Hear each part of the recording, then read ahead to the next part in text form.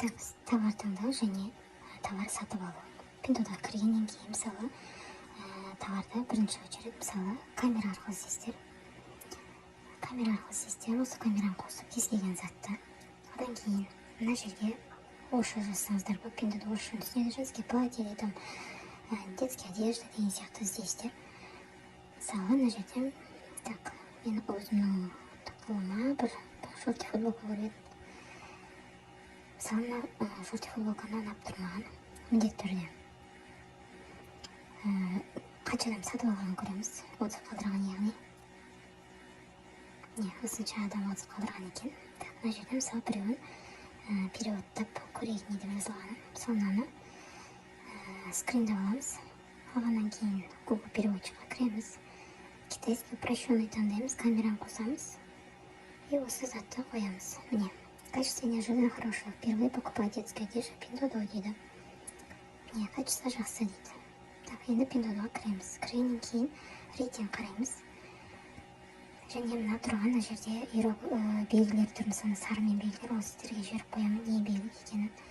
Соған қарайсыздар. И мына жерден бір футболканы таңдап алайық.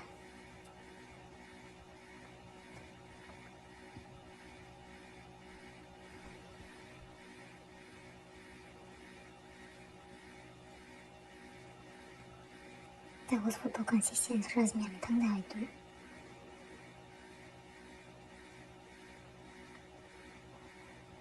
Осыны таңдадым. Енді 29-6, яғни бұл баға, одан кейін бұған 3 еуро міндетті түрде қосамыз. Неге десеңіз, өйткені Егота банктың проценті бар. Оплата вентрет міндетті түрде ашық тұрсын.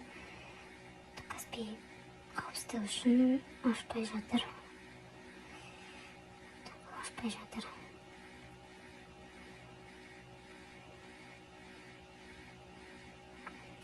Жарайды енді.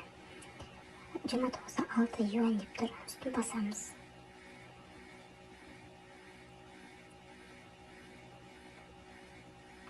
Басқаннан кейін айна қызыл еуроты басамыз.